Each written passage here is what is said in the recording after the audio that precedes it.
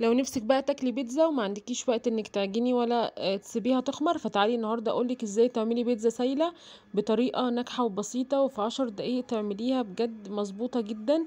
ومقاديرها بصوا على الشعرايه، وفي نفس الوقت كمان تطلع كده طريه، والجبنه كده بصوا بتمط فيها. فتعالوا كده نسمي الله ونصلي على الرسول. اللهم صل وسلم على سيدنا محمد وعلى اله وصحبه اجمعين. اول حاجه كده يا بنات، معايا 4 كوبايات من الدقيق منخولين كويس، وعليهم كمان رشة من الملح ورشة من السكر، وكمان هحط رشة كده من الزعتر علشان تدي كده طعم للعجينة وتخلي طعمها وريحتها حلوة قوي. هفركه كده بايدي بالشكل ده، وهقلب كده المقادير كلها مع بعض. وكمان حطيت باكو خميرة فورية على الدقيق وقلبته وركنته كمان على جنب كده. وجبت بقى شفشق الخلاط، حطيت فيه 3 كوبايات من المية الدافية، والكوباية الرابعة ركنتها جنبي علشان انزلها وانا بضرب الخليط. وحطيت بقى نص كمية الدقيق كده بالشكل ده، وضربته في الخلاط كويس قوي. هيطلع معاك بصوا، هيطلع معاكي سايل بالشكل ده كده. هنزل بقى بنص كمية الدقيق اللي باقية، وهحط كمان 4 معالق كبار من الزيت، دول اخر حاجة هحطهم. بس كده مقاديرنا بسيطة وسهلة وما فيهاش اي حاجة. في شفشق الخلاط كله كده ايه في قلب بعضه. وما تعملوش حركة المعلقة دي عشان انا ندمت بصراحة لما عملتها، ما كانش مفروض ان انا اقلب. وهنا بقى بصوا نزلت كده بكوباية المية اللي انا كنت ركناها على جنب، وكده سنة سنة يعني تدفي وتشغلي تدفي وتشغلي سنة سنة، هتلاقي الخليط بصوا بقى سايل معاكم بالشكل ده. هديله كمان ضربة شوية، وبعد كده بقى هوريهولكم. شايفين اهو، يعني بوقف وبشغل بوقف وبشغل لحد كده ما اضمن ان الخليط بصوا بقى عامل ازاي سايل ومظبوط بالشكل ده. هجيب بقى الصواني بتاعتي. انا هنا عندي صينيتين كده كبار، دهنتهم كده بدهنة من الزيت بالشكل ده كده.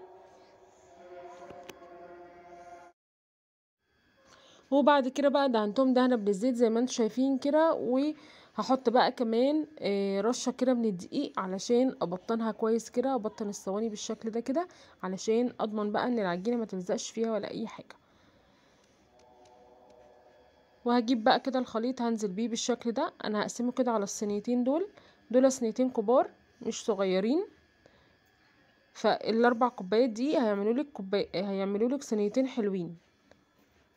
بس كده زي ما انتم شايفين كده بالشكل ده. وهسيبها حوالي 10 دقايق بس كده ترتاح على جنب كده، 10 دقايق تخمر بس ثواني. واكون مشغله الفرن طبعا على درجه حراره عاليه. وكمان هنا هحط بقى، هعمل بيتزا النهارده بلحمه مفرومه، فكنت معصجه كده اللحمه كده ووريتها لكم كده. هركنها على جنب وهبتدي بقى اعمل الصلصه كده اللي هحطها على الوش. هجيب بقى كده صلصه طماطم جاهزه هنزل بيها بالشكل ده كده،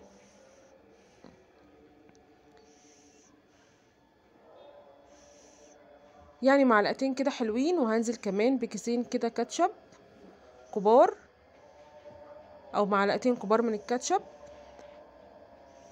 واحط بقى شوية توم باودر، بصل باودر، زعتر، فلفل اسمر، ملح، يعني من كل حاجة كده ايه نص معلقة، عشان الزعتر كمان بيدي طعم قوي لصلصة البيتزا. بس وهقلب بقى كل الكلام ده مع بعض واركنها على جنب. يبقى كده جاهزة معايا الصلصة اللي هدهن بيها وش البيتزا. وعندي بقى هنا شوية فلفل ايه متقطعين، وشوية طماطم. وكمان مرضتش بصراحة اجيب زيتون لان لولو ما بتحبش الزيتون، فما مرضتش اجيب زيتون.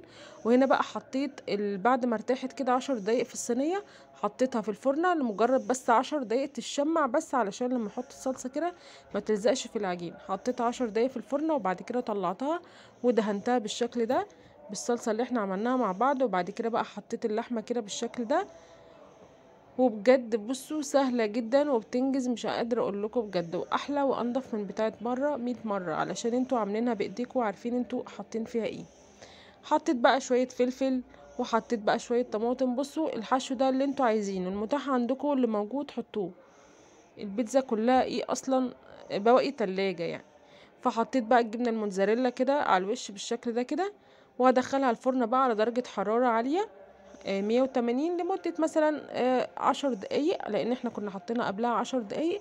فهحطها كده 10 دقايق وبعد كده هطلعها بقى وهتشوفوها معايا.